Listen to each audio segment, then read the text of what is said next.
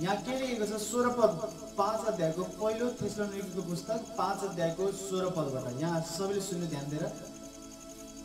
सधैँ आनन्दित रहो। 16 पदले हुन्छ सधैँ आनन्दित रहो। 17 पद निरन्तर प्रार्थना गरिरहो। सबै परिस्थितिमा धन्यवाद देऊ, किनकि ख्रीष्ट येशूमा तिमीहरूको लागि परमेश्वरको इच्छा यही हो।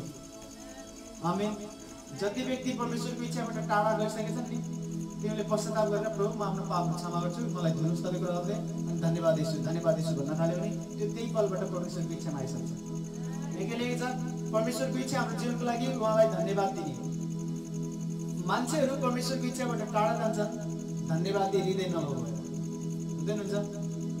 जसको धन्यवादी हृदय हुन्न, जसले हृदयबाट धन्यवाद दिन्न, धन्यवादी हुन्न आफ्नो परिस्थितिहरूको लागि, जे पनि परमेश्वरले गर्नुभयो या जुन पनि जाँच परीक्षा, आफ्नो राम्रो परिस्थिति या नराम्रो परिस्थिति, के लेखेको छ यहाँ? सबै परिस्थितिमा धन्यवाद दियो भनेको तपाईँ पवित्र हुँदा पनि धन्यवादी हुने हो, पापमा खस्नुभयो पश्चाताप गरेर फेरि उठ्ने हो धन्यवाद दिनु। तपाईँ रोगी हुँदा पनि धन्यवाद दिने हो, निको भएपछि फेरि झन् डबल धन्यवाद दिने हो। धनी हुँदा पनि धन्यवाद दिने हो, गरिब हुँदा फेरि धन्यवाद दिने हो। हरेक परिस्थितिमा धन्यवादी भयो भने तपाईँ परमेश्वरको इच्छाबाट टाढा जानुहुन्न। अनि जब तपाईँ परमेश्वरको इच्छाबाट टाढा हुनुहुन्न नि, जे पनि परमेश्वरले तपाईँको लागि बनाउनु हुन्छ त्यो पुरा हुन्छ। सबैभन्दा ठुलो गल्ती हाम्रो जीवनको के हो? पाप हो। सबैभन्दा ठुलो गल्ती के हो? परमेश्वरले मलाई जुन बाटो हिँड्नको लागि बनाउनु छ म त्यो बाटोबाट बाहिर निस्केँ, उचिटिए त्यो बाटोबाट, त्यो हो सबैभन्दा ठुलो गल्ती। त्यो सबैभन्दा ठुलो गल्ती हामीले पाप गरेर हुन्न, तर धन्यवादी भइएन भने हामी निस्किन्छ त्यहाँबाट। पाप गर्ने मान्छे परमेश्वरको राज्यमा उहाँको इच्छामा हिँड्दैछन्, पश्चाताप गरेर फेरि धन्यवाद दिन थालेको हो। तर कति व्यक्तिहरू छन् धन्यवाद नभएको भएर, सायद धेरै पाप गरेन नभएकोले, तर धन्यवादी नभएको भएर तिनीहरू परमेश्वरको इच्छाबाट बाहिर निस्कन्छ। बुझ्दै हुनुहुन्छ? आज तपाईँ र मैले एउटा निर्णय गरेर यहाँबाट जाने हो कि हरेक परिस्थितिमा हामी धन्यवादी हुन्छौँ। बुझ्दै हुनुहुन्छ? यो अनुग्रह हामीले मागेर जाने हो। यो राति परमेश्वरले त्यो दिनुहुन्छ। हरेक परिस्थितिमा म धन्यवादी हुन्छु भनेर, अनि हरेक परिस्थितिमा धन्यवादी हुनु। बन्द गरिदियो बस। अब हामी धेरै गहिरो सुन्दैछौँ, धेरै गहिरो। धेरै बेर म बस्दैन, बहुत थाहा लाग्छ। आज धेरै काम थियो। 3 दिन मेरो पुरै कामहरू बन्द थियो। आफ्नै घरबाट बाहिर निस्किँदैन म। 3 दिन जुन कामहरू छुटेको थियो त्यो पुरै आज 1 दिनमा गरिदिएको। बिहान उठेर म भर्खर लाग्छ त्यो कामहरू भ्याएर, अनि थकै लाग्छ मलाई। तर यो परमेश्वरको इच्छा हो म तपाईँलाई यो वचन सुनाऊ, त्यही भएर ध्यान दिएर सुन्नु होला। तपाईँ पनि थाक्नुहुन्छ, धेरै काम गरेर आउनुपर्छ दिनमा। परमेश्वर खुसी हुन्छ साँझको सङ्गतिले गर्दा। विशेष गरी अब मेरो कुरा सुन्नु। आँखा बन्द गर्नुहुन्छ सबैले, हात उचाल्नु, परमेश्वरलाई भन्नु, परमेश्वर मलाई वचनको प्रकाश दिनुहोस्, म वचन बुझ्न सकूँ। जे बुझाउन चाहनुहुन्छ त्यो म बुझ्न सकूँ। येशूको नाउँमा मलाई प्रकाश दिनुहोस्, वचनको दर्शनहरू दिनुहोस्, वचनको प्रकाशहरू दिनुहोस्, येशूको नाउँमा। आमेन। ध्यान दिएर सुन्नु है, एकदम ध्यान दिएर। यो कति कुराहरू मैले तपाईँलाई थोरै पहिला पनि भनेको छु। यो होइन कि मैले पहिलोचोटि भन्दैछु यस विषयमा, तर आज हामी धेरै गहिरो हेर्छौँ यसको। बाइबलमा के लेखेको छ? परमेश्वरले भन्नुभयो, इजरायलीहरू म तिमीहरूलाई दुध र मह बग्ने देशमा लिएर जान्छु।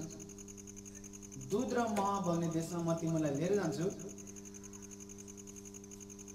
अचम्मको कुरा के छ?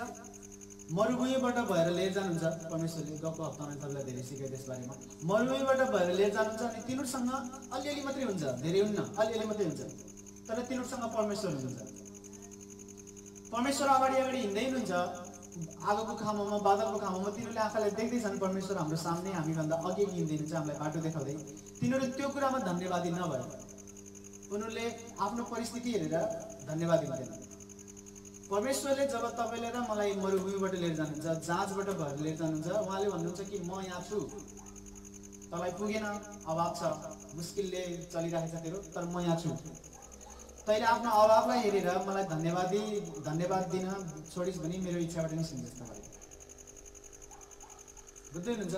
तपाईँलाई जब परमेश्वरले मरुभूमिबाट लिएर जानुहुन्छ, त्यति बेला अभावहरू हुन्छ, बिमारी पनि हुन सक्नुहुन्छ, जाँचहरू होला, परीक्षाहरू होला। त्यति बेला परमेश्वर तपाईँ तिमी हुनुहुन्छ त्यहाँ। परमेश्वर तपाईँ तिमी भएको बेलामा तपाईँले परमेश्वरलाई तपाईँ मसँग हुनुहुन्छ यो परिस्थितिमा पनि भनेर धन्यवादी हुने हो। त्यो आफ्नो परिस्थितिलाई भन्दा बढी परमेश्वरलाई हुन्छ। एक काममा के भयो? यसरी हुनुहुन्छ चेलाहरू, जाम हामी पारी जाम। जहाजमा बस्छौँ, समुद्रबाट हामी जहाजमा त्यति बेला डुङ्गा जस्तो पानी जहाज हुन्थ्यो, अहिलेको मेसिनवाला होइन। अनि हामी पारी जाऊँ भनेर जब डुङ्गामा बस्नुभयो, बाइबलमा लेखेको छ येशू निदाउनु भयो। येशू निदाएपछि मस्त निन्द्रामा हुनुहुन्छ येशू। 12 जना चेलाहरू छन्, येशू पनि त्यहाँ हुनुहुन्छ, येशू सुत्नुभयो डुङ्गामा। जब येशू सुत्नुभयो जहाजमा, बहुत ठुलो छाल आयो समुद्रमा। यति ठुलो छाल आयो कि डुङ्गा पनि अब हल्लिन लाग्यो। चेलाले हामी त अब मऱ्यौँ भनेर सोचे। ध्यान दिएर सुन्नु होला, ठिक छ। जब चेलाले सोचे कि अब हामी मर्छौँ, उनीहरूले यो सोचेनन् कि यार हामी मर्दैछौँ, तर हामी त मर्दा पनि हामी मृत्युको मुखमा पुगे पनि परमेश्वर त हाम्रो साथमा हुनुहुन्छ। बुझ्दै हुनुहुन्छ? परमेश्वर सुत्दै हुनुहुन्छ। यसको मतलब यो होइन कि तपाईँको जीवनमा हुनुहुन्न। कहिले कहिले परमेश्वरले तपाईँलाई आगोबाट भएर, पानीबाट भएर लिएर जानुहुन्छ, नराम्रो परिस्थितिहरूबाट। त्यहाँ हुनुहुन्छ, मलाई थाहा छ के हुँदैछ, तर सुत्दै हुनुहुन्छ, रेस्ट गर्दै हुनुहुन्छ कि म केही पनि गर्दैन, एकछिन म हेर्छु तेरो विश्वास कस्तो छ। पत्रुस र अरू चेलाहरू आएर यसले झकझकाएर भन्छन् हामी मर्न लाग्यो, तपाईँलाई वास्तै छैन। यसो उठ्नुहुन्छ रिसाएर, भन्नुहुन्छ अल्पविश्वासी, तेरो विश्वास खै। त्यो भनेको बुझ्नुहुन्छ के हो? अरे त मर्दैछस् र त मृत्युको मुखमा पुगिस्, तँलाई लाग्यो कि अब त मरेमा, तर तँलाई यो थाहा हुनुपर्ने हो कि म यहाँ छु। परमेश्वर यो समुद्रभन्दा, यो छालभन्दा, यो आँधीबेहरी, यो बिमारी, यो गरिबीभन्दा ठुलो म छु यहाँ तेरो परिस्थितिमा, तेरो घरमा, तेरो परिस्थितिमा सुते पनि, कमसेकम रेस्ट गरे पनि, कामै नगरे पनि म यहाँ छु। उसले धन्यवाद दिनुपर्ने हो कि छाल आओस् चाहे जो मर्जी आओस्। यदि पत्रुसहरूले बुझेको भए, जुन आज हामीले बुझ्दैछौँ, यदि पत्रुसहरूले बुझेको भए, पत्रुसहरूले छोडिदिनु। आज यसोले तपाईँलाई डुङ्गामा लिएर जानु पऱ्यो, छाल आयो, तपाईँ आज जानुभयो भने के गर्नु र? छाल आएर तपाईँ डुङ्गा लाग्नुभयो, तपाईँ आत्तेरो यसो हामी मर्न लाग्यौँ भन्नुहुन्छ, तपाईँले भजन गाउनुहुन्छ। तपाईँले भन्नुहुन्छ मर्न लाग्यो पनि यार यसो त हुनुहुन्छ, मेरो परिस्थितिमा मर्ने भए मरौँ हामी, तर हाम्रो स्वामीले हामीलाई छोड्नुभयो भने यहीँ हुनुहुन्छ। बुझ्दै हुनुहुन्छ? पत्रुसहरूले बुझेको भए परमेश्वर यही हुनुहुन्छ, स्वामी यही हुनुहुन्छ, समुद्र बनाउने परमेश्वर यही हुनुहुन्छ, अल्फा र ओमेगा यही हुनुहुन्छ। उहाँले हामीलाई नबचाए पनि कमसेकम हुनुहुन्छ त हाम्रो जीवनमा, मरे पनि मरे भनेर आँखा चिम्मा गरेर भजन गाउँदै बस्दै। तर यसोलाई झगझगाएर हुन्छ हामी मर्न लाग्यो, तपाईँलाई थाहा छैन? यसो उठेर भन्नुहुन्छ अल्पविश्वासी, अविश्वासीहरू, खोइ तिमीहरूको विश्वास भन्नु खोजेको म यहाँ छु तिम्रो परिस्थितिमा। तिमीले देख्यौ कि म यहाँ छु तिम्रो परिस्थितिमा, काम नगरे पनि म छु। ग्रहण गरिस्, बप्तिस्मा लिइस्, प्रार्थना गर्दाखेरि उपस्थिति महसुस गर्छस्, चर्च जाँदाखेरि परमेश्वरको शक्तिले भरिन्छस्, खुसीले रुन्छस्, पवित्र आत्माले भरिए। म यहाँ तेरो परिस्थितिमा छु, तँलाई चोदैछु, तँलाई थाहा छ, तर तेरो केही कामहरू मैले गरे छैन, आराम गर्दैछु, जाँच्दैछु तँलाई। त्यसको मतलब यो होइन कि म छैन तेरो परिस्थितिमा। यो हाम्रो जाँच हो, बुझ्दै हुनुहुन्छ? सबैभन्दा ठुल्ठुलो जाँचहरूमध्ये एउटा जाँच के हो? जुनसुकै परिस्थितिबाट परमेश्वरले तपाईँलाई लिएर गए पनि, यहाँ स्वरपदमा लेखे चाहिँ गर्ने हो कि सधैँ आनन्दित रह।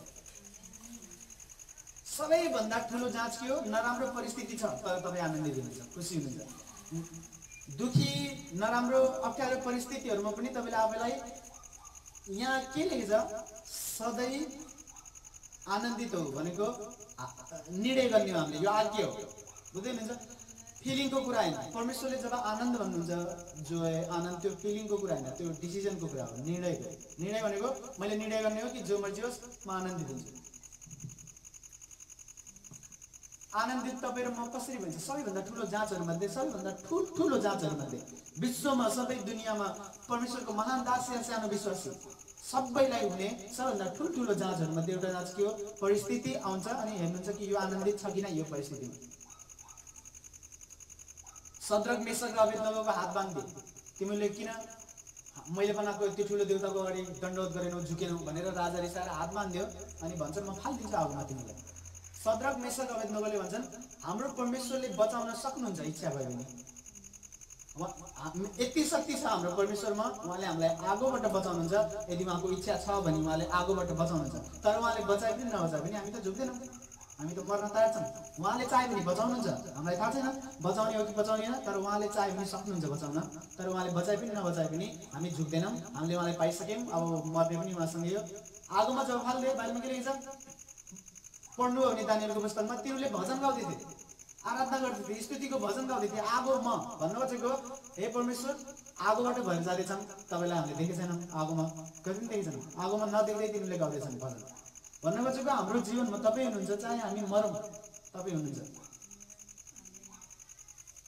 नराम्रो परिस्थितिबाट भएर जाँदा पनि जो भजन गाउन सक्छ, आनन्दित हुन सक्छ, नाच्न सक्छ गीत गाएर, 3 बजेको प्रार्थनामा जब उठ्नुहुन्छ, हो प्रभु आराधना बहुत सोलो गीतहरू नगाउनु। 3 बजे जब उठ्नुहुन्छ ताली बजाउँदै गाउने गीतहरू गाउनु कि तपाईँलाई निन्द्रा नलागोस्, बुझ्दै हुनुहुन्छ।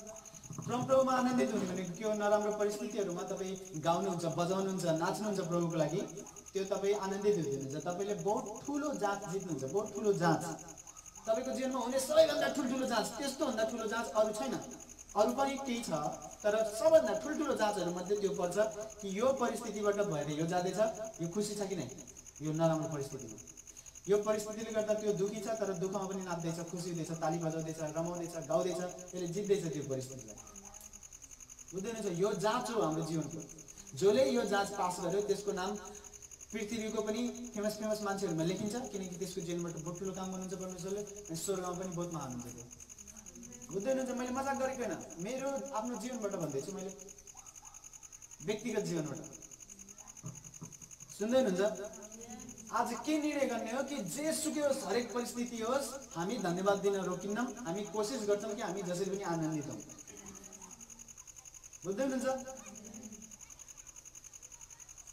लाल समुद्र 2 भाग भयो, बाइबलमा लेखेको छ लाल समुद्र 2 भाग हुने बित्तिकै केटी मान्छेहरूले क्वायर टिम बनाए। त्यहाँ लेखेको छ एकजना कुन अगमवादी हुन्छन्, मिरियम हो यस्तै नाम, मोसाको आफन्त दिदी हुन्छन्, तिनको अधीनमा क्वायर टिम बन्यो। अनि गाउँछन्, तिनीहरू खुब रमाएर गाउँछन्, यो परमेश्वरले त लाल समुद्र 2 भाग पारिदिनु भयो, मोसाको लट्ठीले लाल समुद्र 2 भाग भयो, गीतहरू लेखेर बहुत नाचे गाए लाल समुद्र 2 भाग पार्नुभयो भन्दै रमायो। तर अलि अगाडि जब गए भन्छन् ए यहाँ त लसुन नै नखान पाइँदो रहेछ।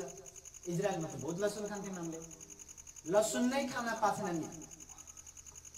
परमेश्वर बहुत रिसाउनु भयो, दुखी हुनुभयो, भन्नुभयो तिमीले मेरो जाँच गर्दैछौ, मैले तिमीलाई जाँच्नको लागि मरुभूमिबाट भएर लिएर जाँदैछु, अब तिमीले मेरो जाँच गर्यौ, मेरो परीक्षा गर्यौ। परमेश्वरले भन्नुहुन्छ तिम्रो धन्यवादी भएनौ, मैले जब तिम्रो जाँच गरेँ, तिमीलाई मरुभूमिबाट लिएर गएँ।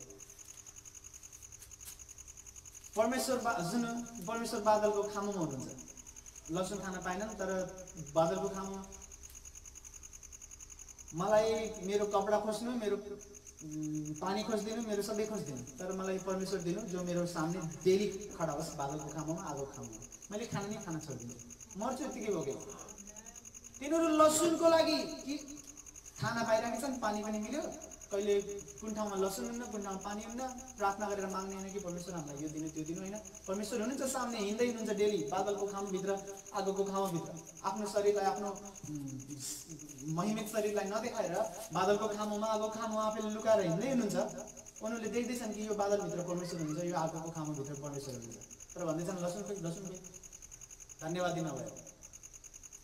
अनि तिनीहरू धन्यवादी नभएको भएर परमेश्वरले भन्नुभयो तिमीलाई दूध र मह बग्ने देशमा लैजान्छु भन्ने थिएँ, तर तिमीहरू मेरो इच्छाबाट बाहिर गयौ। किनकि यहाँ लेखेको छ उहाँको इच्छा यो हो कि हामी हरेक परिस्थितिमा प्रार्थना गरौँ र धन्यवादी हौँ। उहाँको इच्छामा हामी लागिराख्यो भने हामी दूध र मह बग्ने देशमा पुग्ने।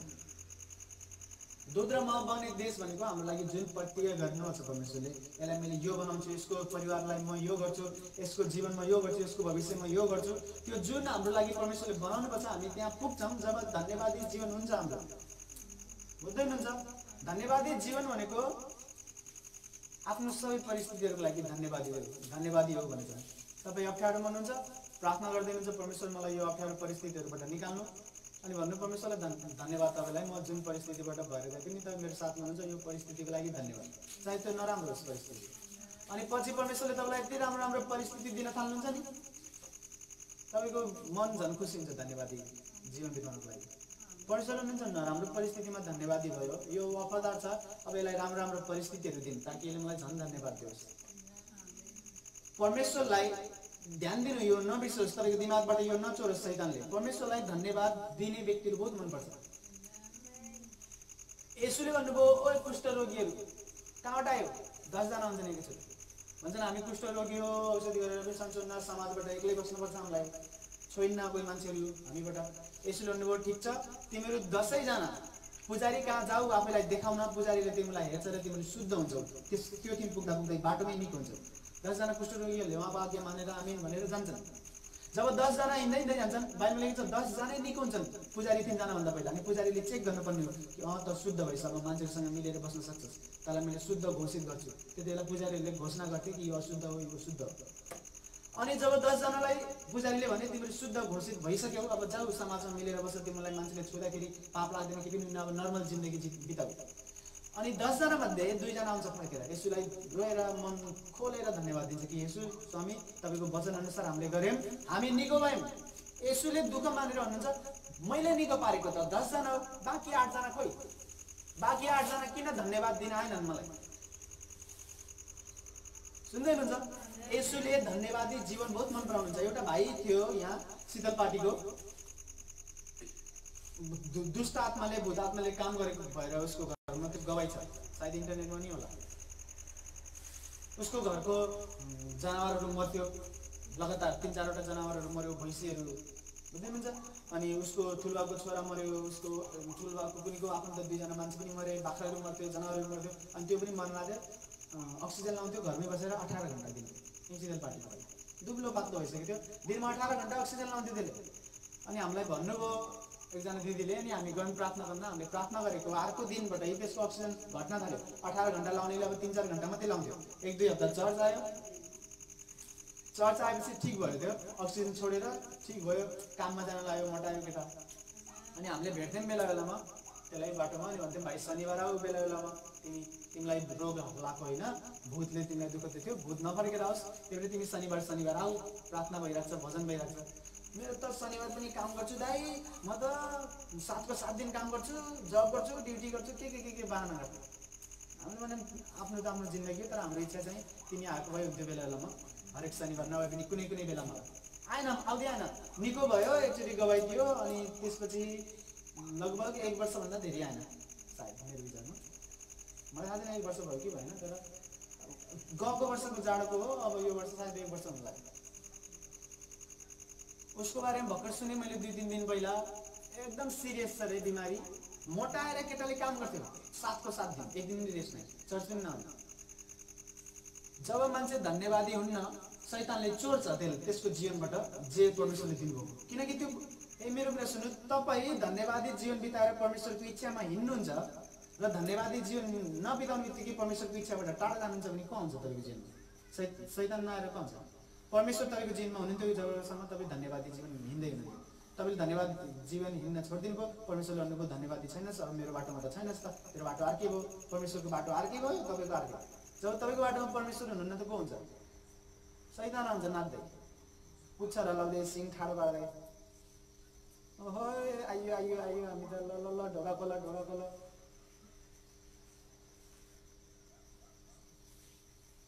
जबसम्म तपाईँ र म धन्यवादी जीवन बिताउँछौँ नि, हाम्रो जीवनबाट गल्ती भएर पनि पश्चाताप गरेर फेरि उठेर धन्यवादी जीवन बिताउँछौँ, हामी उहाँको इच्छामा छौँ। उहाँको सबै महान योजनाहरू लेखेको छ। जुन योजना मैले तिमीहरूको लागि बनाएको छु मलाई थाहा छ, तँलाई थाहा नहोला, मलाई थाहा छ। शनिबार आउनु होला, म तपाईँलाई केही भन्नु, आज मलाई भन्न मन लाग्छ, तर म अलिक थोरै भिड छ आज, मलाई भन्न मन लाग्छ छैन। परमेश्वर जुन भन्नु छ मलाई भन्दा भन्दै यस्तो मनबाट निस्किने खोजेछ नि, मैले रोकेको छु त्यहाँ। तर शनिबार आउनु होला। हामीलाई नथाहा होला हामी कहाँबाट कहाँ जाँदैछौँ, तर जसले धन्यवादी जीवन बिताउँदैछ, दिमागमा कन्फ्युजन होस्, परिस्थितिहरू अल्लमल्ल परेको छ, यार यो परमेश्वरको इच्छा के हो, अल्लमल्ल पर्नु भएको होस् तपाईँ, क्या लसुन छैन, यो हो क्या परमेश्वरको इच्छा, यहाँ त पानी छैन, यो परमेश्वरको इच्छा हो क्या, मरुभूमिबाट भइरहेछन्, यस्तो नै हो क्या परमेश्वरको इच्छा। तर जसले धन्यवादी जीवन बिताउँदै गयो उसको भविष्य तपाईँले देख्नुभयो, बाइबलमा के छ, दूध र मह बग्ने देशमा प्रवेश गरे तिनीहरूले। परमेश्वर जब त्यहाँ हुनुहुन्छ, चाहे सुतेको हुनुहुन्छ, तपाईँ धन्यवाद दिने हो कि परमेश्वर हामी डुब्नै लाग्यौँ तर तपाईँ हुनुहुन्छ यहाँ, धन्यवाद तपाईँलाई। सुटेर हुनुहुन्छ, धन्यवादी जीवन बिताउन छोडेर अल्पविश्वासीहरू यसो पानीमाथि हिँड्नुभएको छ, तिनीहरूलाई थाहा छ मरेकोलाई जीवित पार्नुभएको छ। यसो त्यहाँ हुनुहुन्छ, अहिले तिनीहरू पानी खाएर मरेको भए पनि यसरी जीवित पार्नु थियो, उठो है भनेर उनीहरूलाई मरेको मान्छे जीवित भएको देखाउनु भयो। यसोले पानीमाथि हिँड्नुपर्छ, यसो ठुल्ठुलो चमत्कार गर्नुभयो, तर सुत्नुपर्छ मजाले, रेस्ट गर्दै हुन्छ तिनीहरूको जीवनमा आधी बेरी आउँदा पनि। उनीहरूले धन्यवाद दिनुपर्ने हो कि परमेश्वर तपाईँको सुत्ने बेला हो, सुत्नु, तर तपाईँ हुनुहुन्छ मेरो परिस्थितिमा, चाहे मलाई रोग लागोस्, चाहे जेसुकै होस्, तपाईँलाई धन्यवाद। धन्यवादी जीवन बिताउने हो। एउटा कुरा तपाईँले र मैले के निर्णय गर्ने हो कि हामी खुसी रहने हो सधैँ, अनि धन्यवादी जीवन बिताउने। जो व्यक्तिले तपाईँलाई खालि दुखी पार्छ, प्रेम गर्ने हो, क्षमा गर्ने हो, तर टाढा बस्नु, यो मान्छेहरूले गर्न सक्दैन। अनि जब मैले यो गर्छु भन्छन् यस्तो पनि पास्टर कहाँ हुन्छन्, 2 हप्तामा टिमको मान्छे निकाल्छ नि तिमीले। टिमको मान्छेले मलाई धेरै निराश बनाउन थाले, मेरो शान्ति मैले गुमाउन थालेँ। मैले भन्छु ए भाइ म बहुत माया गर्छु तिमीलाई, ए बहिनी तिमीलाई बहुत माया गर्छु, टाटा बाई भाइ, अलिक टाढो बस्छ तिमी मेरो शान्ति नै गुमाइदिन्छौ, बुझ्दै हुनुहुन्छ। अनि उनीहरूलाई लाग्छ कि ए कस्तो पास्टर भाइ, खालि निकाल्ने ऊ त्यहाँको पास्टरले निकाल्दैन नै। अब मलाई थाहा छैन ऊ त्यहाँको पास्टर कति रोयो होला मनमा, जसलाई मैले गीत गाउने दिन्छु त्यसले कस्तो गर्छ, जसलाई मैले यो बजाउने दिन्छु त्यसले कस्तो गर्छ, मन खुब रोयो होला। म जान्न त्यस्तो, म फटाकफुटुक हप्काउने हो, सुध्रे नभए निकालिदिन्छु। गएको हप्ता थिएँ सुध्रेछन् 2-4 जना, नभए मैले कतिलाई निकालिसकेको थिएँ। त्यो भएर निकालेन, फेरि तिनीहरू आयो। जब मैले निकाल्छु नि, यस्तो मात्रै होइन कि मैले निकाल्दिएँ त्यसलाई जीवनभरिको लागि, सधैँको लागि। जब त्यसले मन बदल्छ अनि हामीलाई थाहा हुन्छ कि यसले मन बदल्यो परमेश्वरको आत्माद्वारा, अनि मैले फेरि बोलाउँछु। गएको हप्ता मैले 2 जनाले निकाल्छु भनेको थिएँ, मैले 4 जनाले निकालेको थिएँ। अनि जब 4 जनाले निकालेँ, म 3 दिनको प्रार्थनामा थिएँ। 1 दिनको प्रार्थना जब सिद्धिन लाग्थ्यो, राति हुन थाल्यो त परमेश्वर भन्नुभयो तिमीहरू सबैले लिएर आउनु। अनि फेरि 4 कोहीसँग फोनमा कुरा भयो, तिनीहरू आइसके रिटर्न, 1-2 जनालाई थाहा छैन, बुझ्दै हुनुहुन्छ। ओके, धन्यवादी हुने भनेको के हो थाहा छ? म किन खालि धन्यवादी हुन्छु थाहा छ? किनकि म काम नलाग्ने जीवन बिताउँथेँ, नराम्रो कामहरू गर्थेँ, यो गर्ने त्यो गर्ने। अब सबै म भन्दैन, सरी के गर्ने आफ्नो बारेमा कस्तो थियो भनेर। मैले नराम्रो कामहरू गर्थेँ, कामै नलाग्ने जिन्दगी थियो। परमेश्वरले चुन्नुभयो धुलोबाट, कमसेकम केही न केही सानो जिम्माहरू दिँदै त्यो सानो जिम्मामा विश्वासयोग्य भएर आज यहाँसम्म लिएर आउँदछ। मान्छेहरूले मेरो जन्मदिन चाडपर्व जस्तै मनाउँछ। तपाईँहरूले, मान्छेले भनेको तपाईँहरूले, मसँग कारण छ धन्यवादी हुने परमेश्वरमा, बुझ्दै हुनुहुन्छ। उहाँले मलाई केबाट के बनाउनु भयो, म धन्यवादी छु त्यो। त्यस्तै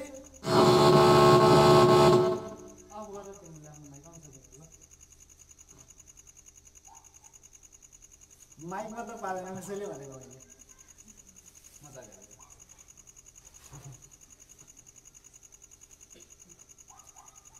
तपाईँ र हामी धन्यवादी हुनुपर्छ, नभए हामी निस्किन्छौँ परमेश्वरको इच्छाबाट, बुझ्दै हुनुहुन्छ। मसँग जो काम गर्छन् अहिले टिममा, तिनीहरूमध्ये कसैले 2-3 चोटि आत्महत्या गर्न कोसिस गरेको थियो। म 2-3 चोटि प्रार्थना गरेर उनीहरूबाट आत्महत्याको आत्मा निकालेर उनीहरूलाई यो जिम्मा दिएर उनीहरूलाई सिकाएर आज जिम्मा दिन्छु। अब उनीहरू जब कामप्रति सिरियस हुन्छन् नि, त्यसमा त धन्यवादी छैनन् तिनीहरू कि परमेश्वरले मलाई त्यस्तो बकवास जिन्दगीबाट निकालेर कमसेकम केही त गर्दैछु मैले। जब धन्यवादी हुन् उनीहरूले भन्छु त धन्यवादी भएनस् तर सक्दैनस् परमेश्वरको इच्छामा होइन, त जा हात। मैले जसलाई निकाल्छु नि, एउटा कुरा कहिले पनि यस्तो नसोच्नु कि कसैले ठुलो पाप गरेर मैले निकालेको। ठुलो पापले मैले निकाल्दैन। एउटा भाइले केटी भगाएर लिएर आयो, हाम्रो बाइबल अनुसार केटी भगाएर बिहा गर्दैन, राम्रोसँग बिहा गर्ने खुसी छ चर्चमा, तर उसले भगाएर बिहा गरे। कति जस्तो पास्टर अङ्कलहरूले बुझ्दैनन्, त्यही भएर भगाएर बिहा गरेको पनि के यो गर त्यो गर अनुशासन के भन्छ। भगाएर बिहा गर्यो, मैले प्रार्थना गरेँ, पश्चाताप गरेँ, उसलाई मैले जिम्मा दिएँ। अब उसले सोच्नुपर्ने हो कि यार मैले भगाएर बिहा गरेँ, अरू चर्चमा कस्तो बेइज्जत गरिदिन्थेँ मेरो उमेश दाइ या मेरो बिहा। उसको भगाएर बिहा गरेको दिन अनि जब भोजको दिन उसको भयो नि, त्यो दिन आइतबार थियो। परमेश्वरले मलाई आइतबार अगुवाई गर्नुभयो कि त आइतबारदेखि केही दिन 2-4 दिनको लागि फेरि बस घरबाट बाहिर ननिस्केर। मैले प्रार्थना गरेँ परमेश्वर त्यो भाइ टिम जानुपर्छ, तिनीहरू डिस्करेज नहुन्, मनमा उत्साह होस्, तिनीहरूको चर्च आओस्, तिनीहरू हातमा बजोस् तिनीहरू। मैले केटालाई भने कि हामी जाऊँ छिट्टै भोजसोज खाएर जति बेला हुन्छ आधी घन्टामा उनीहरूले जे खाना हुन्छन् खाएर हामी आइहाल्ने, म फेरि प्रार्थना गर्छु। आफ्नो प्रार्थनाबाट निस्केर म तिनीहरूको भोजमा गएको। जब त म भोजमा जान्न तपाईँलाई थाहै छ, सोच्नु भन्ने कि मैले केटी भएर लिएर आएँ, दाइलेदेखि मलाई जिम्मा दिएछ, यो गरिदिन्छ त्यो गरिदिन्छ। धन्यवादी जीवन नै। मन परेपछि आएर बजाइदिने, मन नपरेपछि आएर नबजाउने। उनीहरूको बाउको घर हो यो, परमेश्वरको घर हो यो। बाउ त बाउ नै हो परमेश्वर, तर आफ्नो साक्षी बाबाको त घर होइन नि। यार मन परेपछि जाऊँ, मन नपरेपछि जे पनि गरौँ। जब मान्छेहरू धन्यवादी हुन्छन् अनि बल्ल परमेश्वरले भन्नुहुन्छ कि यो विश्वासयोग्य छैन, यो धन्यवादी भएन। अनि ठुल्ठुलो गल्ती गरेर होइन तैँले केटी भएर यस्तो जा त्यस्तो कहिले पनि नमबाट, बुझ्दै हुन्छ। कसैले गल्ती गरेर मैले थाहा पाएँ कि यो गल्ती त ठुलो यार, मैले भन्छु पश्चाताप गरेर बदल, जसबाट पनि गल्ती हुन्छ धन्यवादी हुने हो, पश्चाताप गरेर सुध्रिने हो। अरू चर्चमा केटी भगाएपछि चर्चबाट निकालिदिन्छन्, भन्छन् हो कति राम्रो पास्टर। हाम्रो केटी भगाउँदा पनि मैले तिनीहरूलाई आत्मामा हुर्काउँछु, बलियो बनाउँछु, जिम्मा दिन्छु, अनि विश्वासयोग्य नभए चाहिँ निकाल्छ हुन्छ है कस्तो पास्टर सानो गल्ती निकाले परमेश्वरको राज्यले कसरी न्याय गर्छ मलाई थाहा छ कति पास्टर अङ्कलहरूलाई थाहा छैन त्यही भएर बुझ्दै हुनुहुन्छ सधैँ धन्यवादी हुने हो सधैँ खुसी हुने हो तपाईको कोही मेरो नजिकको आफन्त मेरो बहुत ठुलो परिवार छ थाहा छ तपाईँलाई मेरो मम्मीतिरको परिवार यति ठुलो छ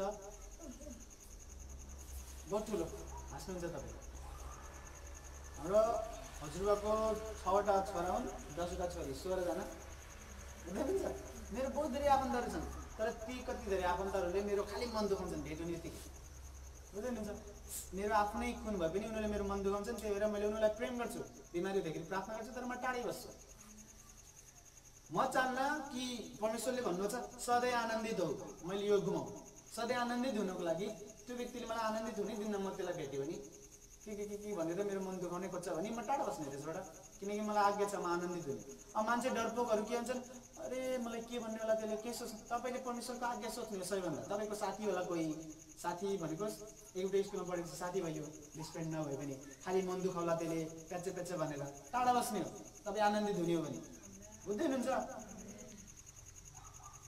पास्टर लिडरहरू पनि यस्तो हुनुहुन्छ प्याचे भन्छन् मन दुखाउँछन् त्यही भएर मेरो पास्टर बहुत कम साथी छन् जति छन् देख्नुहुन्छ अद्भुत छन् तर बहुत कम हुनुहुन्छ प्याचे मैले बोल्दैन कसैको बारेमा प्याचे कम बोल्छु म उनीहरू प्याचे भनेर मेरो मन दुखाइदिँदैन भन्नुहुन्छ है मेरो शान्ति घुमायो तसँग बसेर भाइ सिउ स्वर्गमा सिउ टुमा होइन सिउ स्वर्गमा टाढै बस्छन् हामी म जब टाढा बस्छु यसको मतलब यो होइन कि मैले प्रेम गर्दैन त्यसलाई होइन हामीलाई आज्ञा छ कि सधैँ आनन्दित हौ अब सधैँ आनन्दित भनेको जब नराम्रो घटना घट्छ मान्छे बित्ला केही नोक्सान लाग्ला त्यति बेला हामी आनन्दित हुन सकिन्न मुखमा निराश हुन्छ मन दुख्छ त्यति बेला आनन्दित हुनु भनेको के हो चर्च आएर भजन गर्ने हो चर्च आएर गीत गाउने हो बाइबल पढ्न कोसिस गर्ने हो भजन सङ्घको पुस्तक पढ्ने हो घरमा एक्लै कोठा थुनेर दुःखी हुँदा पनि गाउने हो त्यो भनेको तपाईँले देखाउँदिनुहुन्छ कि म दुःखी छु तर आनन्दित हुँदैछु तपाईँ हुनुहुन्छ मेरो जीवनमा त्यो तपाईँको त्यसले यति ठुल्ठुलो आशिषहरू तपाईँको जीवनमा लिएर आउँछ मान्छेहरू हैरान हुन्छ अचम्म पर्छ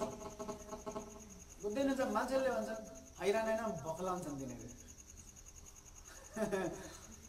हैरान होइन अचम्म पनि होइन अर्कोले भक्ला हुन्छन् तिनीहरू भन्छन् के हुँदैछ यसको जीवनमा यसको बुझ्दै हुनुहुन्छ धन्यवादी हुन हामी सिक्ने हो अनि जब तपाईँलाई परमेश्वरले कसैसँग जोड्नुहुन्छ तपाईँ कसैसँग जोडिनुहुन्छ कोसिस गर्नु कि तपाईँले गर्दा उसको मन नदुखोस् अब सुधार्न छ उसलाई भने त मन त दुख्छ कि यो गल्ती भयो यो नगर त्यस्तो भन्दाखेरि त दुख्ला तर अरू कुराहरूमा सानो कुरामा तपाईँले जताइदिएको मन नदुखाउनु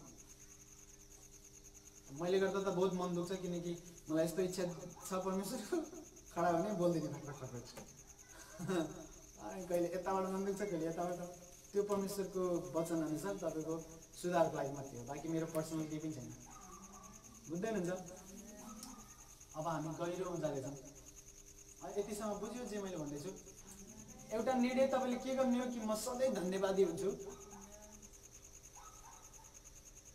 मेरो पेट दुख्थ्यो मैले तपाईँलाई भने मेरो पेट दुख्थ्यो नराम्रो तरिकाले तर बहुत प्रार्थनाको जीवन थियो बहुत प्रार्थना गर्दाखेरि अभिषेक महसुस गर्थेँ बेला बेलामा दर्शनहरू सपनाहरू देख्थेँ त्यसले मलाई प्रमाण दिन्थ्यो कि परमेश्वर हुनुहुन्छ मेरो जीवनमा निको नपारे पनि अनि मैले भन्थेँ परमेश्वर तपाईँलाई धन्यवाद मेरो पेटको लागि शैतान पनि अचम्म पर्थ्यो होला कि अरे पेट त यसको बिग्रेछ पेटको लागि किन परमेश्वरलाई धन्यवाद दिँदैछ टाइम आयो परमेश्वरले पेट निको पारिदिनु जब मेरो खुट्टा भाँच्चियो खुट्टा भाँच्चिँदाखेरि त म प्रचार गर्न मैले मन लाग्यो कि मेरो जीवन खुसियो मबाट किनकि न प्रचार गर्न भन्छ कतै मलाई परमेश्वरले जन्म दिनुभएको मान्छेहरूलाई यसुको नजिक लैजानको लागि मैले सिकाउँथेँ मलाई राखेर त्यो खुट्टा भाँच्यो चर्चमा जान सकिन्न अब एउटा खुट्टाले यस्तो भइसक्यो कसले प्रचार गर्छ थपक्क बस्ने बाहेक केही काम थिएन प्रार्थना एक्लै गऱ्यो बाहिर एक्लै गऱ्यो वचनहरू सिकाउन पाउँदिन पाउने कसैले मैले अनि मेरो जिन्दगी खुसी हो मबाट त्यही मैले भन्थेँ परमेश्वर तपाईँलाई धन्यवाद मेरो खुट्टा भाँचेर बसेछु जब म टिमको मान्छेहरूलाई निकाल्छु अनि मैले हेर्छु उनीहरूको जीवनलाई जब उनीहरूलाई लाग्छ या मेरो जीवन खसियो क्या मबाट रुन थाल्छन् तिनीहरू निराश हुन्छन् कि हो म त यो गर्नै पाएको छैन मलाई लाग्छ कि हो यिनीहरू बहुत माया गर्छन् चर्चलाई अनि फेरि रिटर्न आउँछ अनि फेरि त्यस्तो गल्ती गर्दैन आशा गर्छु अनि फेरि गर्दाखेरि मैले निकालिदिन्छु त्यही हो कुरा मलाई यार जीवन मेरो गयो क्या यार गवाई मलाई बहुत मजा आउँथ्यो गवाई खोज्न, बहुत। पास्टरले प्रार्थना गर्नुहुन्थ्यो, भन्नुहुन्थ्यो यो रोग निको हुँदैछ, त्यो रोग निको हुँदैछ, ध्यान दिएर सुन्थ्यो, यो रोग निको हुँदैछ। परमेश्वर भन्नुहुन्थ्यो, पास्टरले भन्नुहुन्थ्यो यो नामको व्यक्तिलाई परमेश्वर निको पार्दै हुन्छ, म देख्दैछु, तपाईँको नाम के हो? बहुत मजा आउँथ्यो। अब खुट्टा भाग्छ ठाउँको खुसीमा एउटा खुट्टा यसरी राख, यसरी यसरी राख, जिन्दगी खुट्टा भाँचेर म दुखी थिएन, कामै गर्न पाउँदैन मैले परमेश्वरको लागि, बहुत दुखी थिएँ त्यति बेला। जब सन्चोयो फेरि खतरा लाग्यो त्यसपछि। ओके, आफ्नो परिस्थितिहरूको लागि चाहे नराम्रो होस् त्यो परिस्थिति, धन्यवाद दिनु। दशांश दिँदै हुनुहुन्छ इमान्दार भएर, घाटा लाग्यो भन्नु परमेश्वर धन्यवाद, मेरो सम्पत्ति जेसुकै होस् तपाईँलाई धन्यवाद। बुझ्दै हुनुहुन्छ? धन्यवादी जीवन बिताउनु तपाईँको जीवनको बलियो बलियो शक्तिहरूमध्ये एउटा। दाउद कहिले पनि हारेन, तर तपाईँले राम्रोसँग पढ्नु भने दाउद बहुत चोट खान्छ त्यसले, कहिले मनमा, कहिले शरीरमा, कहिले रोग लाग्छ त्यसलाई, टेन्सन धेरै भएको भएर। दाउद कहिले हारेन, तर क्रिस्चियनहरूले सोच्छन् त्यसलाई चोट नि लागेन होला कहिले नि, बहुत खतरा थियो राजा, होइन, त्यसलाई बहुत चोट लाग्यो, परिस्थितिहरूले बहुत ठोकर हाने त्यसलाई, तर हारेन कहिले पनि। किन हारेन थाहा छ? त्यसको जीवनै भजन गर्ने, धन्यवाद दिने। त्यसको वरिपरि शत्रुले घेर लाग्दा भन्थ्यो, परमेश्वर म तपाईँलाई धन्यवाद, किनकि म ढुक्क भएर सुत्दैछु। बुझ्दैन त त्यसको अर्थ के हो? शत्रुले जब घेरेर राखेछ तपाईँलाई, तपाईँलाई निन्द्रा लाग्दैन, यार राति आएर कसैले हान्ने होला, हमला गर्ने होला, त्यसले भन्छ म तपाईँलाई धन्यवाद दिन्छु, म ढुक्क भएर ढल्किन्छु, ढुक्क भएर उठ्छु, तपाईँलाई धन्यवाद भन्नु खोजेको। म सुत्दैछु, टेन्सन छ, तर म तपाईँलाई धन्यवाद दिन्छु, म ढुक्क भएर सुत्छु, किनकि तपाईँ मेरो साथमा हुनुहुन्छ। परिस्थितिको लागि धन्यवाद दिनु, चाहे त्यो नराम्रो होस्, एउटा नि लडाइँ हाल्दैन तपाईँ। कहिले कहिले तपाईँलाई चोट खाएको बेलामा लाग्छ मान्छेलाई पनि, तपाईँले पनि लाग्ला कि म हारेँ, तर तपाईँ हार्नु छैन। मलाई धेरैचोटि लाग्छ कि म हारेँ क्या। पछि 1-2 हप्तापछि च्याप्टर यसरी फल्टाउनुहुन्छ परमेश्वरले, यस्तो गरेर 16 अध्यायपछि 17 अध्यायमा त त्यो जितिसकेको छु मैले लडाइँ। 1-2 हप्तापछि त है म त जितेँ यार, म त लाग्थ्यो म हारेँ। जसको धन्यवादी जीवन छ त्यो हार्दैन भाइ कहिले नि, किनकि जसले धन्यवादको जीवन बिताउँछ नि त्यसको बल परमेश्वर हो। जसको बल परमेश्वर हो त्यो आफू कमजोर होला, तर त्यो वास्तवमा कमजोर होइन, किनकि त्यसको बल आफ्नो बलमाथि त्यसले भरोसा गर्दैन, परमेश्वरमाथि भरोसा गर्छ, परमेश्वरको बलमाथि। जब परमेश्वरको बल तपाईँको बल हो, तपाईँ कमजोर हुनु न, हार्नु न तपाईँ, त्यो रोगबाट, त्यो बिमारीबाट, त्यो श्रापबाट, त्यो समस्याबाट हार्नु न तपाईँ।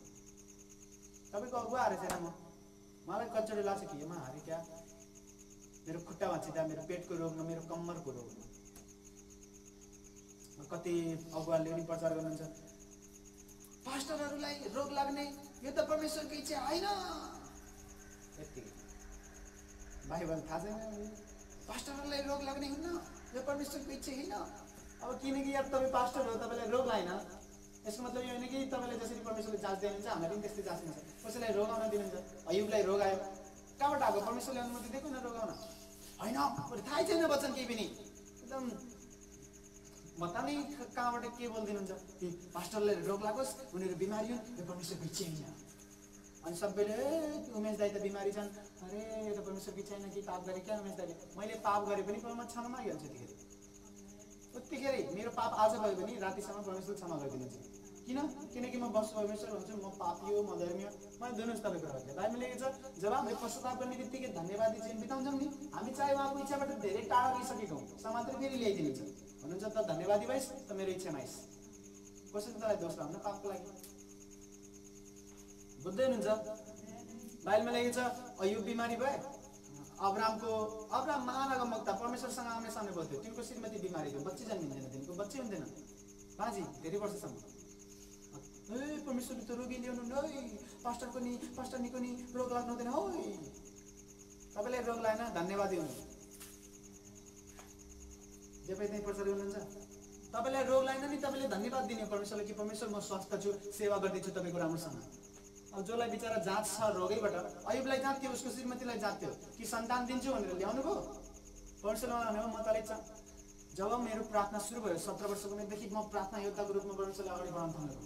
त्यति बेला केही रिजल्ट आउँदैन प्रार्थनाको, तर मनमा बहुत आगो थियो प्रार्थना गर्न, बहुत धेरै बेर प्रार्थना गर्थेँ। परमेश्वर बोल्नुहुन्थ्यो कि म तँलाई चङ्गाइको सेवकाइ दिन्छु, तेरो जीवनबाट रोगहरू निको हुन्छ। अब परमेश्वरले भन्नुभयो मेरो जीवनबाट रोगहरू निको हुन्छन्, मलाई यार पेटको रोग लाग्यो।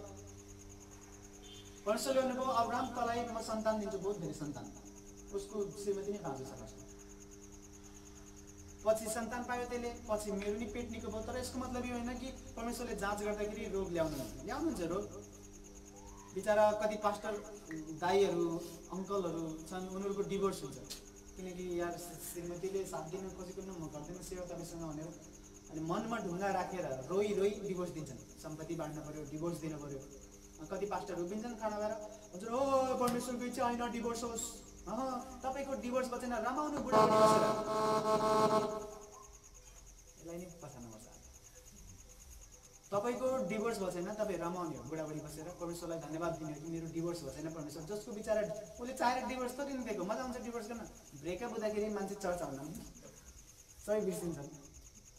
डिभोर्स हुँदाखेरि कति मन दुख्यो होला विचार भन्ने, यहाँ तपाईँको डिभोर्स भयो, नआउनु पर्ने हो, तपाईँ बिमारी हुनुभयो, नआउनु पर्ने हो, म त निको छु, मेरो त यार डिभोर्स नै बचेन। सबैको डिभोर्स हुन्छ भन्ने होइन, कोही कोही बिचरा नचाहँदा पनि हुन्छ उनीहरूको। श्रीमतीले साथै दिन खोज्दैन, सेवा गर्दैन, म तपाईँसँग बसेर अनि दिनैपर्छ। अनि भयो भाइ खडा भएर डिभोर्स भन्ने पास्टरहरूको लागि हुँदैन। बुढीले भन्छ मसँग बस्ने भए तिमीले सेवै नगर, परमेश्वरले भन्नुहुन्छ तँलाई मैले सेवाको लागि बोलाएको भनेपछि बुढी बिचमा आयो भने बुढीसँगै सेवा गरेर माने छैन भने जान्छु भन्छ बुढीले। अनि जान्छु भनेको खुट्टासम्म बाउ बस बस, त्यसो भए मेरो सँगै मसँगै बस्ने भए सेवै नगर भन्छ। बाइबलमा लेखेको छ आफ्नो श्रीमती भन्दा छोराछोरी भन्दा जसले मेरो आज्ञालाई प्रेम गर्छ त्यो मेरो चेला हो। अब श्रीमती बस्नै खोज्दैन नि त, अनि पठाउनै पऱ्यो नि होइन। त्यही भएर बिहा गर्ने बेलामा ध्यान दिएर गर्नुपर्छ बिहा। अनि जसले डिभोर्सबाट भएर जाँदैछन् म त तिनीहरूको साथमा छु, यो मेरो साथमा छैन आज, यो स्पिकर मेरो साथमा छैन आज, बुझ्दै हुनुहुन्छ। त्यही भएर कोही बिमारीबाट भएर गयो त्यो बाइबलबाट होइन भन्न मिल्दैन। एलिसा बाइबल लेखेको छ एलियाको 2 गुणा आत्मा एलिसामा आयो, एलियाले भन्दा ठुल्ठुलो 2 गुणा चमत्कार एलिसाबाट हुन्थ्यो। बाइबल लेखेको छ एलिसा वृद्ध हुँदाखेरि तिनीलाई रोग लाग्यो अनि तिनी रोगमै बिमारीमै मरे भनेर लेखेको छ बाइबलमा छ यार। त्यसै त्यसै त्यसै जे पनि प्रचार गरिदिनुहुन्छ, सोच्नु बुझ्नु। ल लास्ट हो है, मलाई थाहा छ तपाईँलाई बहुत थकाइ लाग्छ, मलाई पनि थकाइ लाग्छ, तर यो परमेश्वरको इच्छा हो। तपाईँको यो खेर जान्न बुझ्नुहुन्छ, तपाईँले डबल आशिष पाउनुहुन्छ जो राति राति आउँछ चर्च, डबल आशिष खेर जान्न यो सुनिरहनु है। परमेश्वरले तपाईँलाई परिस्थिति दिनुहुन्छ, तपाईँलाई निचार्छ त्यो परिस्थितिले। परमेश्वरले भन्नुहुन्छ म तिमीलाई दुध र मह खुवाउँछु, दुध र मह बग्ने देशमा। त्यो भनेको एउटा दृष्टान्त हो, साँच्चैको दुध र मह खुवाउने भनेको होइन। भन्नु खोजेको भैँसीको गाईको दुध निचार्दाखेरि दुध आउँछ, निचार्दाखेरि आउँछ होइन कि आफै तुरुर पिसाब जस्तै निस्किन्छ र पिसाब फेरि जस्तै दुध निस्किन्छ निस्किन्न। दुध निस्किनभन्दा पहिला कष्टबाट निचारेर निस्किन्छ दुध। मह पनि तुरुर पिसाब फेरि जस्तो निस्किँदैन, उनीहरूले निचार्छन् मौरीहरूले। परमेश्वरले भन्नुहुन्छ म तिमीलाई यस्तो कुराहरू दिँदैछु जुन अप्ठ्यारोबाट आउँछ रिजल्ट, तर बहुत राम्रो रिजल्ट हुन्छ। कठिन प्रेसरबाट भएर जान पर्ला, नराम्रो च्यालेन्जहरूबाट भएर जान पर्ला, तर रिजल्ट दुध र महहरू जसरी नराम्रो प्रोसेसबाट भएर जाँदाखेरि पनि कति राम्रो रिजल्ट दिन्छन्, तिमीहरूको राम्रो रिजल्ट हुन्छ भविष्यमा भन्नु खोजेको परमेश्वरले।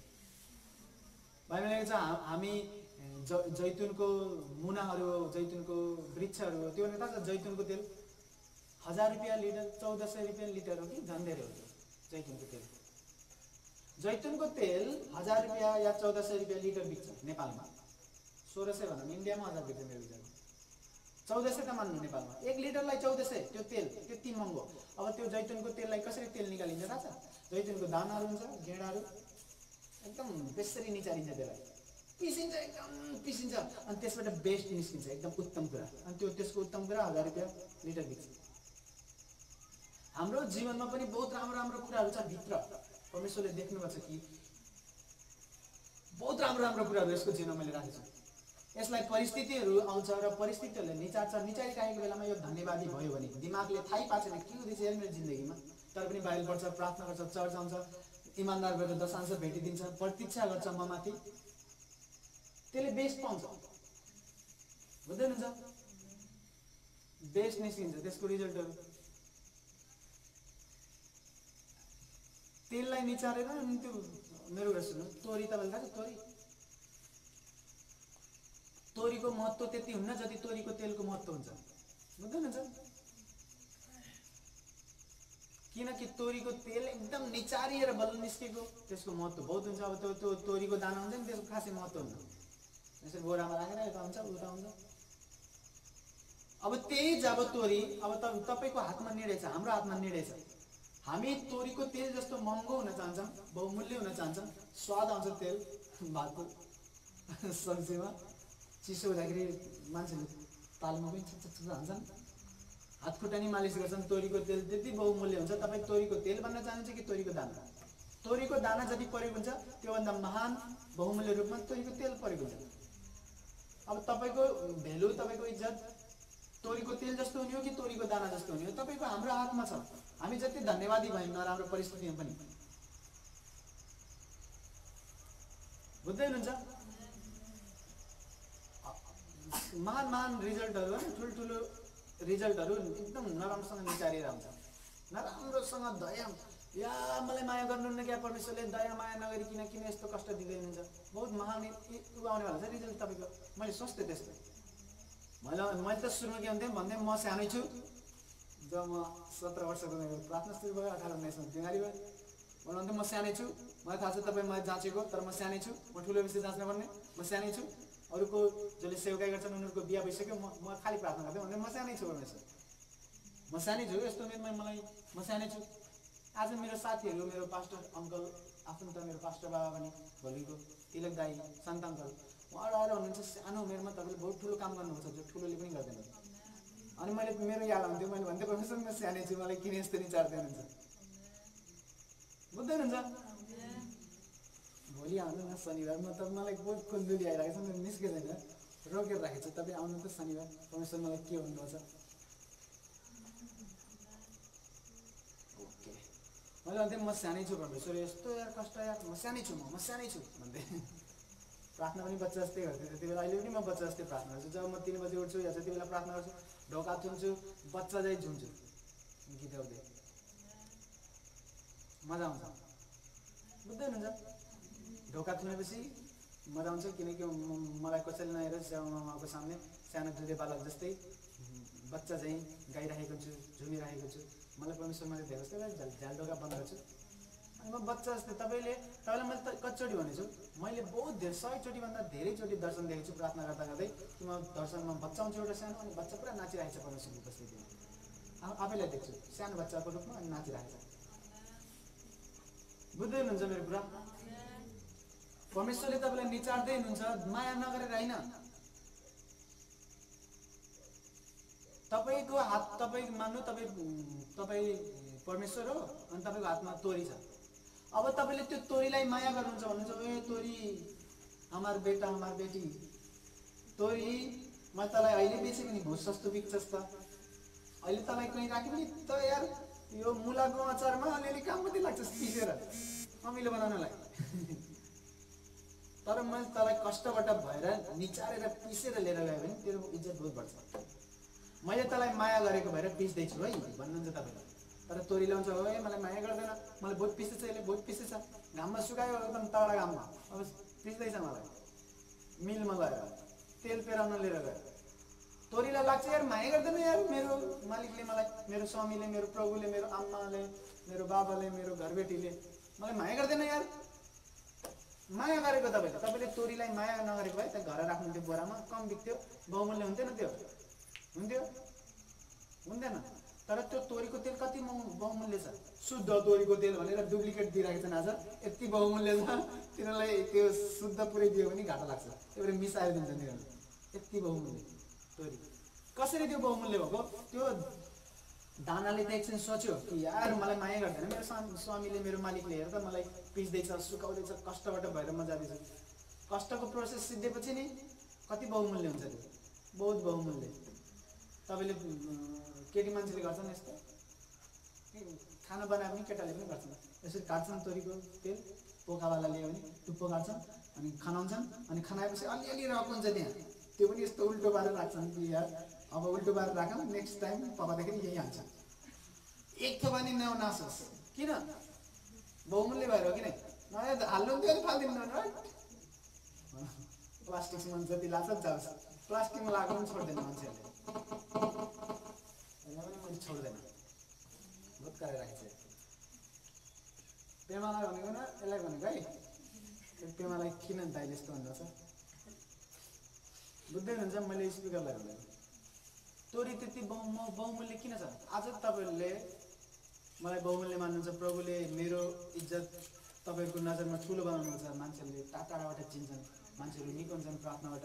आज परमेश्वरले जुन थोरै धेरै जुन भेल्यु दिनुभएको छ, मान सम्मान दिनुभएको छ मलाई बहुत उहाँले नराम्रो तरिकाले निचर्नुहुन्थ्यो, बेलामा चाहिँ निचर्नुहुन्छ। जब धेरै अभिषेक चाहिन्छ मलाई भन्नुहुन्छ उमेश चल ठिक छ, अन्त अलिकति निचारिन्छ, धेरै अभिषेक चाहियो मलाई तेरो एरियामा, अनि निचार्नुहुन्छ उहाँले। अनि जब उहाँले निचार्नुहुन्छ मलाई लाग्छ ए यो के हुँदैछ, जब दिमागले केही पनि बुझ्दैन भन्छु परमेश्वरले के हो को हो। तर गुनासोभन्दा बढी जब तपाईँले धन्यवाद दिनुहुन्छ आफ्नो परिस्थितिहरूमा, परमेश्वरले भन्नुहुन्छ बहुत परेका हुनुहुन्छ तपाईँ, जसलाई परमेश्वरले निचार दिनुहुन्छ तपाईँ धन्यवाद दिनुहुन्छ, त्यति बेला तपाईँको इज्जत बढ्छ, मूल्य बढाउनुहुन्छ परमेश्वरले। बुझ्दै हुनुहुन्छ? यदि तपाईँ निचारिँदै हुनुहुन्छ भने तपाईँले तोरीको ठाउँमा आफैलाई राख्नु, परमेश्वरको ठाउँमा नै नै नै तपाईँले तपाईँले तोरीको ठाउँमा आफैलाई राख्नु, आफ्नो ठाउँमा परमेश्वरलाई राख्नु।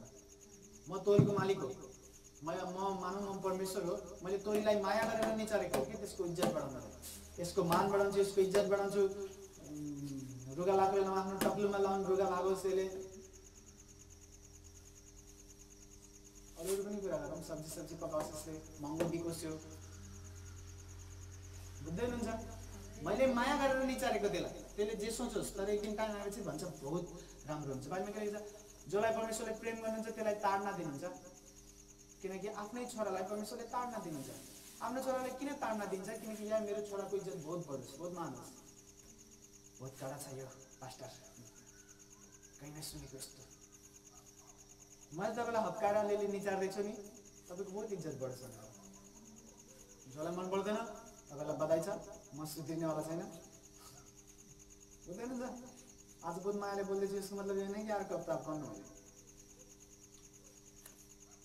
सुध्रे क्या आज एकचोटि नि आपका सुध्रे मेरो प्रार्थना सुन्नुभयो प्रभुले गर्नु माया गरेर भनेको तपाईँलाई मैले हप्काउने। बुझ्दैन त? मैले नहप्काएको भए जो मसँग टिममा मान्छेहरू छन् तिनीहरू हुन्थेन न। ओके, अब मेरो कुरा सुन्नु, बुझ्नुभयो? हरेक बहुमूल्य कुरा निस्किन्छ, निचारिन्छ तपाईँको परिस्थितिहरूबाट। तपाईँको परिस्थितिले बाइबलमा यो लास्ट हो है, बाइबलमा के लेखेको छ? अति यसले भन्नुभयो जब तिमीहरूलाई नाना थरीका परीक्षाहरू जाँचहरू आउँछन् त्यसलाई अति आनन्दको कुरा सम्झ। आनन्द होइन, यसले भन्नुभयो अति आनन्दको कुरा सम्झ। भन्नु चाहिँ के हो? परमेश्वरलाई थाहा छ कि यो तोरीलाई मैले निचार्दैछु, यसको भविष्य हो तेल, बहुत बहुमूल्य बिच यो। त्यही भएर निचारिँदैछस् त परिस्थितिहरूमा, जाँचहरूमा, परीक्षाहरूमा बहुत आनन्दित कुरा सोच त्यसलाई भन्दै हुन्छ। बुझ्दै हुनुहुन्छ? हामी निचारिँदै गर्दाखेरि हामीले सोच्ने हो कि यो बहुत अति आनन्दित कुरा हो। आनन्दित होइन, अति आनन्दित। दिमागले आराधना गर्न नखोजोस्, तर शरीरले मात्रै नाच्ने हो। बुझ्दै हुनुहुन्छ? नाच्ने हो, गाउने हो, आराधना गर्ने हो, प्रशंसा गर्ने हो। अति आनन्दको कुरा सोच्ने हो त्यसलाई, अति आनन्दको। त्यति बेला सोच्न सकिन्न, दिमागले के भन्ला, तर वचन याद गर्ने हो, अनि त्यसलाई अति आनन्दको कुरा सोच्ने हो। बुझ्दै हुनुहुन्छ? अति आनन्दको कुरा। यो योसेफको जीवन तपाईँले हेर्नुभयो भने नि, परमेश्वरले भन्नुभयो योसेफ हेर म तँलाई यस्तो यस्तो मान गराउँछु, त आफ्नो बुवाभन्दा आफ्नो दाजुभाइभन्दा मान हुन्छस्। परमेश्वरले त भनिदिनु भयो त बहुत मान हुन्छस्, तर प्रोसेस भन्नु भएन। त निचारिन्छस्, त गड्डामा खाल्टोमा फालिन्छस्, त जेलमा जान्छस्, तँलाई झुटो आरोप लगाइदिएला मान्छेहरूले, तँलाई फसाउँछन् गल्ती नगर्दा पनि।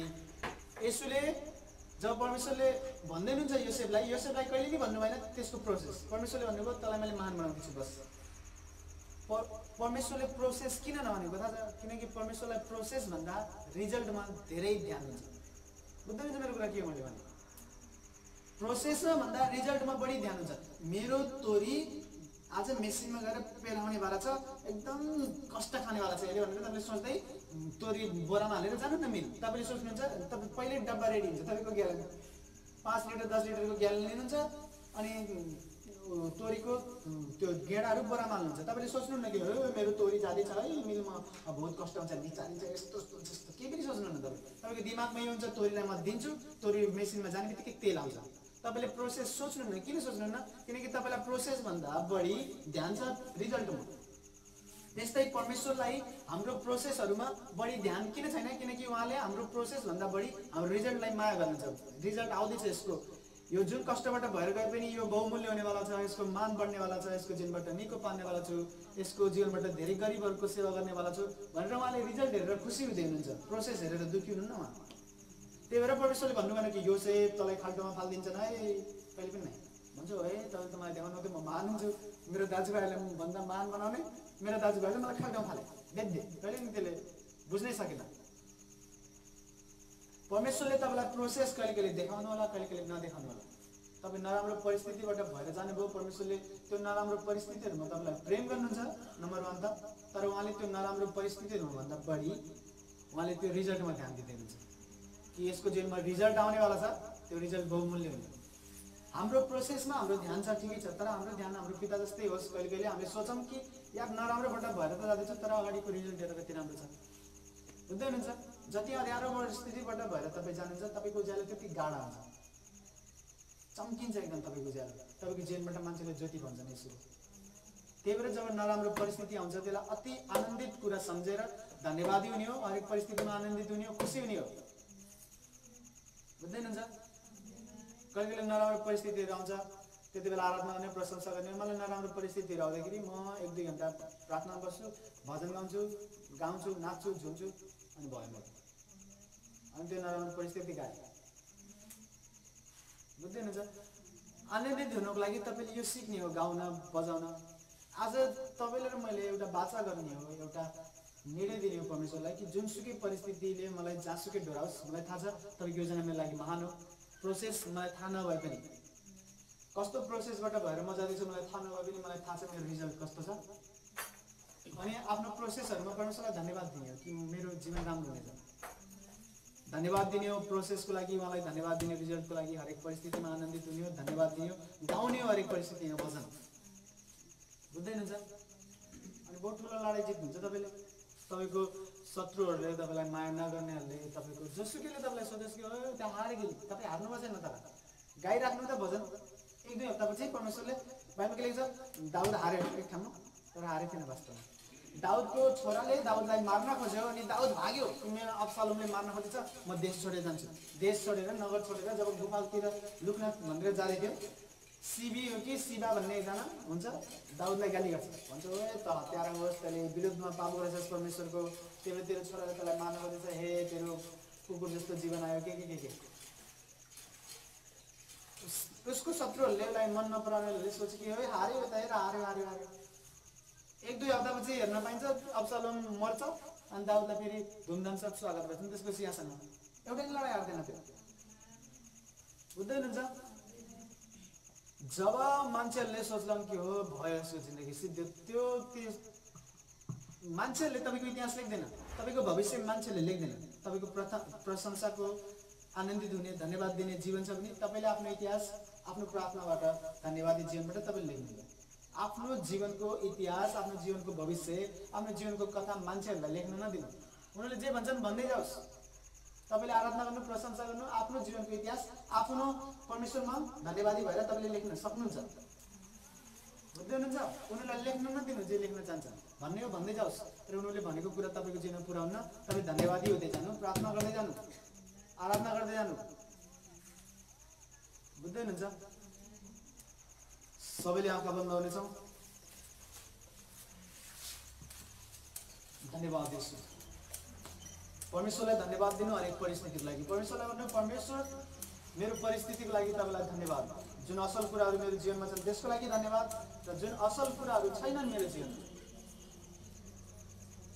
जुन मलाई राम्रो लाग्ने कुराहरू मेरो जीवनमा छ त्यसको लागि पनि धन्यवाद, जुन मलाई नराम्रो लाग्छ मेरो जीवनमा जुन कुराहरू छन् त्यसको लागि पनि तपाईँलाई धन्यवाद। हरेक परिस्थितिहरूमा, हरेक अवस्थाहरूलाई परिवर्तन गरेर भलाइ उत्पन्न गर्न सक्ने परमेश्वर, म तपाईँलाई धन्यवाद दिन्छु मेरो जीवनको हरेक कुराहरूको लागि। आफ्नो जीवनभन्दा पनि हामी तपाईँलाई प्रेम गर्छौँ परमेश्वर। त्यही भएर हाम्रो जीवनमा जे हुँदैछ त्यसको भन्दा बढी हामी तपाईँको मतलब गर्छौँ, तपाईँको वास्ता गर्छौँ, जे सुकै होस्। हामी जब तपाईँलाई पाइसक्यौँ, या जिउँ या मरौँ, तपाईँले हामीलाई निको पार्नु भएको होस् या नपार्नु भएको होस्, आजै निको पार्नु भएको होस् या 1 वर्षपछि निको पार्नु भएको होस्, या जहिले निको पार्ने हो या निको पार्ने हो, हामीलाई केही पनि फरक छैन। हामीले तपाईँलाई पायौँ र तपाईँलाई हामी प्रेम गर्छौँ। तर हामी यो पनि जान्दछौँ तपाईले चाहनुभयो भने तपाईले हामीलाई उतिखेर आज भर्खरै ठाउँको ठाउँ निको पार्न सक्नुहुन्छ। आज ठाउँको ठाउँ मेरो घरको परिस्थिति बदल्न सक्नुहुन्छ। तपाईले सबै कुरा गर्न सक्नुहुन्छ, हामी त्यो जान्दछौँ। तर तपाईले गरे पनि नगरे पनि हामी केवल तपाईकै सेवा गर्नेछौँ, तपाईकै पूजा गर्नेछौँ, तपाईकै आराधना गर्नेछौँ, तपाईकै उपासना गर्नेछौँ। तपाईलाई धन्यवाद येशू, धन्यवाद सामर्थ्य परमेश्वर, धन्यवाद येशू। धन्यवाद दिनुहोस् आफ्नो दुवै हातहरू चालेर परमेश्वरलाई आफ्नो परिस्थितिहरूको लागि भन्नु। यसो तपाईँलाई धन्यवाद हरेक परिस्थितिहरूको लागि। जुन परिस्थितिबाट भएर म जाँदैछु त्यो परमेश्वर कठिन होला, असल होला, मलाई थाहा छैन के हुँदैछ कसो हुँदैछ, तर मलाई यो थाहा छ तपाईँ असल हुनुहुन्छ, तपाईँ भलो हुनुहुन्छ, तपाईँ मेरो परिस्थितिहरूमा हुनुहुन्छ। तपाईँको इच्छा जब लाग्छ तपाईँले तब काम गर्नुहुन्छ, किनकि तपाईँ राजा र मालिक हुनुहुन्छ। तर परमेश्वर म तपाईँलाई धन्यवाद दिन्छु हरेक परिस्थितिहरूको लागि। जे गर्न चाहनुहुन्छ त्यो गर्नुहोस्, तपाईँको महिमा लिनुहोस् मेरो जीवनमा।